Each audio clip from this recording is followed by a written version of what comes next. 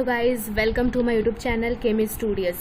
So in this video I'm gonna clear all your doubts related to CUET 2022. सो चलिए video को start करते हैं। तो वीडियो को स्टार्ट करने से पहले आपको बता दूं कि CUET क्या होता है। तो CUET जो है हमारा वो कॉमन यूनिवर्सिटी एंट्रेंस टेस्ट है, ठीक है। यहाँ पे आप देख रहे होगे और इसको देने से आप एलिजिबल होगे कोई भी सेंट्रल यूनिवर्सिटीज़ में, स्टेट यूनिवर्सिटीज़ में या अदर यूनिवर्सिटीज़ में आप एलिजिबल होगे एडमिशन लेने को यूजी प्रोग्राम्स के अंदर, ठीक है। तो चलिए इसको और अच्छे से समझते हैं और आई होप इस वीडियो को देखने से आपकी जितनी भी डाउट्स होगी वो क्लियर होंगी। अगर फिर भी आपका कोई भी डाउट बच जाता है तो आप हमें कमेंट में बता सकते हो, ठीक है। चलिए अब चलते हैं DU के ऑफिशियल वेबसाइट पे और फिर मैं आपको इसके क्राइटेरिया को समझाती हूँ। सो यहाँ पे आप देख रहे हो ये हमारा DU का ऑफिशियल वेबसाइट है, ठीक है। ये हमारा DU का ऑफिशियल वेबसाइट है, ओके। तो DU ने अपने ऑफिशियल वेबसाइट पे कुछ दिन पहले ही हमारा वेबिनार अपलोड कर रखा है, ठीक है। वेबिनार इसलिए अपलोड कर रखा है क्योंकि बहुत सारे स्टूडेंट्स को जो है इस कॉमन यूनिवर्सिटी एंट्रेंस टेस्ट को समझने में जो है वो प्रॉब्लम आ रही थी। बहुत सारे डाउट्स वो लोग फेस कर रहे थे क्योंकि जो इस बार 2022 में देने वाले हैं उनके लिए ये जो पैटर्न है हमारा CUET का वो बहुत ही ज़्यादा न्यू पैटर्न है। चलिए मैं आपको समझाती हूँ। So admission to UG programmes will be based on the common university entrance test, ठीक है। अगर आप UG प्रोग्राम्स में या DU के अंदर एडमिशन लेना चाहते हो तो आपका क्या होगा, तो कॉमन यूनिवर्सिटी एंट्रेंस टेस्ट के थ्रू ही आपका एडमिशन हो पाएगा। तो मैं आपको ये प्रोसेस समझा देती हूँ ताकि आपके लिए इजी रहे, ठीक है। आप कोई भी बोर्ड के हो, ठीक है, आपने अपना 12 किसी भी बोर्ड से दिया हो, दैट इज सेंट्रल यूनिवर्सिटी से दे रखा है, स्टेट बोर्ड से दे रखा है या अदर बोर्ड से दे रखा है, ठीक है। तो आप एलिजिबल हो CUET देने के लिए और CUET देने के बाद जो है आप सेंट्रल यूनिवर्सिटीज़ में, ठीक है, स्टेट यूनिवर्सिटीज़ में या अदर यूनिवर्सिटीज़ में आप एडमिशन ले सकते हो CUET को क्रैक करने के बाद, ठीक है। और ये आपका मेरिट बेस्ड एग्ज़ाम होगा, मीन्स आपका जो बोर्ड का जो परसेंटेज, जो वेटेज था आप लोग का 12 वो मैटर नहीं करेगा, चाहे बोर्ड में पे कितने भी परसेंटेज है।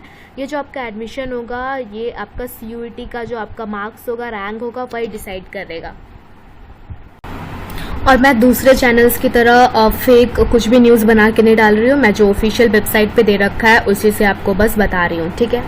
तो चलिए आगे हम लोग प्रोसेस को समझते हैं।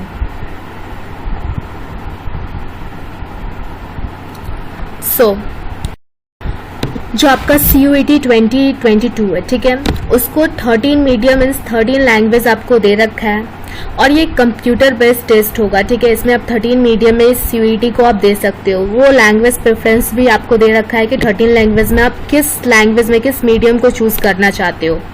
और एक बात और बता दो कि इसमें 66 यूनिवर्सिटीज जो है वो ऑलरेडी ऑन बोर्ड है और वो लोग इस CUET को ज्वाइन करना चाहती है, जिसमें से हमारा जो है यूनिवर्सिटी ऑफ दिल्ली भी है। सो नाउ अब आपका जानना जरूरी है कि CUET का स्ट्रक्चर क्या है, ठीक है। तो इसमें सेक्शन 1 जो है हमारा सेक्शन 1 वो 2 पार्ट में आएगा, ठीक है। एक तो आएगा हमारा 13 लैंग्वेज, जिसको कि एज अ मीडियम आप जो लैंग्वेज इस सेक्शन 1A में चूज करोगे 13 में से, वो आपका उसी लैंग्वेज में आपका पेपर आएगा, ठीक है। वो आपका मीडियम मान लो।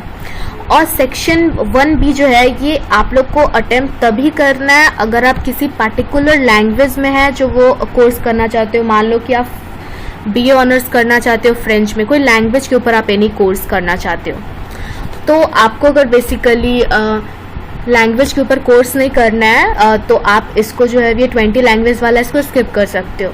फिर सेक्शन 2 जो है आपका, उसमें आपको 27 जो है वो सब्जेक्ट दे रखा है, ठीक है।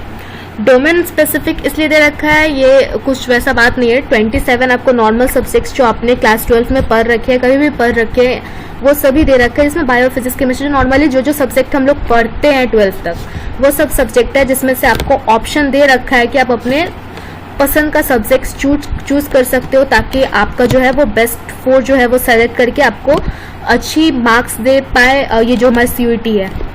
और जो सेक्शन 3 है उसमें हमारा जनरल टेस्ट है। इसमें आप कि कोई कोर्सेज होती है जहाँ पे या कोई यूनिवर्सिटीज़ होती है जो जनरल टेस्ट के टेस्ट करवा के ही जो है वो एडमिशन लेती है। डिफरेंट यूनिवर्सिटीज़ के लिए होता है या कोर्सेज के लिए, तो आप तब उसमें भर सकते हो। अभी वो भी बताऊंगी कि आपको कौन सा सब्जेक्ट चूज करना है। एक पर्टिकुलर कोर्स में अगर आप एडमिशन चाहते हो तो उसमें आप किस सब्जेक्ट को चूज करके आप उसमें एलिजिबल होगे।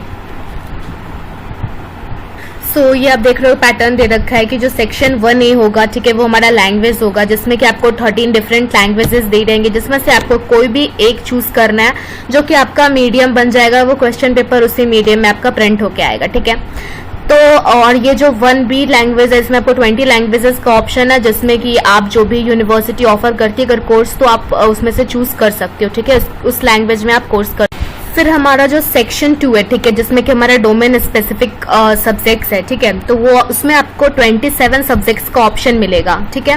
तो 27 में से आप अलाउड कोई भी 6 सब्जेक्ट आप अपने पसंद का चूज कर सकते हो, ठीक है, कोई भी 6 सब्जेक्ट आप चूज कर लो 27 में से। वो भी आपको बताया गया है कि आप कौन कौन सा कर सकते हो, कौन कौन सा नहीं, ठीक है, जिसमें से आपको 50 क्वेश्चन आएंगे, जिसमें से आपको 40 क्वेश्चन से जो है वो अटेम्प्ट करने हैं। उसके बाद सेक्शन 3 जो है हमारा वो जनरल टेस्ट है, ठीक है, क्योंकि बहुत सारी यूनिवर्सिटीज जो होती है वो अंडर ग्रेजुएट प्रोग्राम्स में जो होती है वो जनरल टेस्ट के थ्रू ही एडमिशन लेती है, तो इसलिए ये सेक्शन हमारा दे रखा है। अगर आप चाहते हैं कोई कोर्सेज में भी जो जनरल टेस्ट हमारा होता है वो बहुत इंपॉर्टेंट रोल प्ले करता है, तो इसमें आपको 75 क्वेश्चंस दिए होंगे, जिसमें कि आपको 60 क्वेश्चंस करने हैं। अब सीयूईटी का स्ट्रक्चर क्या है, ठीक है, तो आप देख रहे हैं आप सेक्शन 1A 13 लैंग्वेज होगी, 1B में 20 लैंग्वेज होगी, जिसमें से अगर आप मान लो कि सेक्शन A में 13 में से कोई जो भी सिलेक्ट करोगे वो आपका मीडियम हो जाएगा। उसके बाद आपको सेक्शन 2 में 27 डोमेन स्पेसिफिक सब्जेक्ट्स मिलेंगे, सेक्शन 3 में आपको जनरल टेस्ट मिलेगा, और एक स्टूडेंट जो है वो टोटल इन सबको मिला के 9 ही ले सकता है। इसीलिए यहाँ पे दे रखा है इस टाइप का स्ट्रक्चर कि आपको ये टोटल में से मिला के आपका 9 सब्जेक्ट से ज्यादा नहीं होना चाहिए। सीयूईटी की एलिजिबिलिटी क्राइटेरिया क्या है? आप सीयूईटी कब दे सकते हो? आपको बस क्लास 12 का जो बोर्ड एग्जाम है वो आप बस पास किए हो सकते हैं। मिनिमम पासिंग मार्क्स से भी आपने अगर पास कर रखा है अपना क्लास 12 तो आप ये सीयूईटी को देने के लिए एलिजिबल हो।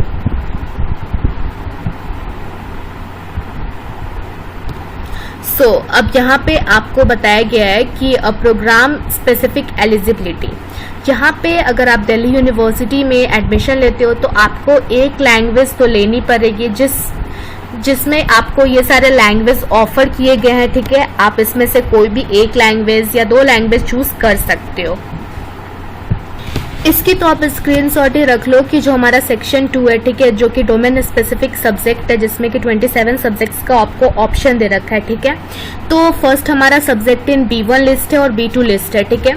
तो डिफरेंट कोर्सेज के लिए आपको बताया गया है कि आपको B1 लिस्ट से कितने सब्जेक्ट अपने बन के चूज करने हैं और B2 लिस्ट से आपको कितने सब्जेक्ट चूज करने हैं, वो मैं आपको आगे बताऊंगी, ठीक है। तो आप इसको नोट करके रख लो अच्छे से। अगर कोई स्टूडेंट जो है वो बीएससी प्रोग्राम के अंदर जो है हमारा, ठीक है, साइंस, मैथ्स, टेक्नोलॉजी मीन्स कोई टेक्निकल सब्जेक्ट के अंडर अगर करना चाहता है अपना कोर्स, ठीक है, तो उसको जो है वो सीयूईटी में 3 सब्जेक्ट्स जो है वो मेन है, उनको तो उस पर करना ही है और 30% उनको एक लैंग्वेज में पेपर में लेके आना है। यहाँ पे आप देख सकते हो कि एलिजिबिलिटी बताया गया है कि BSc honours computer science, BSc honours mathematics और बीएससी ऑनर्स स्टैटिक्स और बीएससी ऑनर्स एनवायरमेंटल साइंस के लिए क्या क्या रिक्वायरमेंट्स देख सकते हो आप। अगर कोई स्टूडेंट है, ठीक है, जिसको कि बीए ऑनर्स करना है आर्ट सब्जेक्ट में, ठीक है, जैसे कि साइकोलॉजी हो गया, हिस्ट्री हो गया, sociology, social work, geography, philosophy, political science, तो उसको एक लैंग्वेज पेपर देना है लिस्ट ए से, जो कि आपको मैंने बताया था, ठीक है।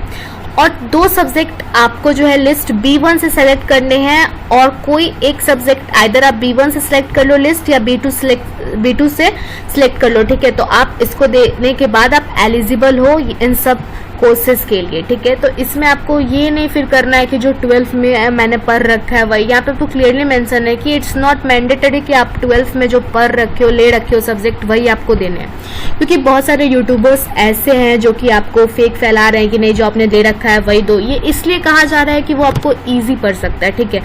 जो आपने पढ़ रखा है उसको फिर से दोगे तो आपको ईजी पढ़ सकता है, but if you are not interested, आपको लग रहा है कि नहीं मैं B1 B2 जो ऑप्शन मुझे सब्जेक्ट्स के दे रखे हैं मैं उसमें से ज्यादा दूसरे सब्जेक्ट में बेटर कर सकता हूँ, तो आपको यहाँ पे पूरी छूट दे रखी है कि आप B1 B2 में अपने पसंद के सब्जेक्ट्स चूज करो, ठीक है। यहाँ पे आपको क्लियरली मेंशन कर रखा है एलिजिबिलिटी क्राइटेरिया में।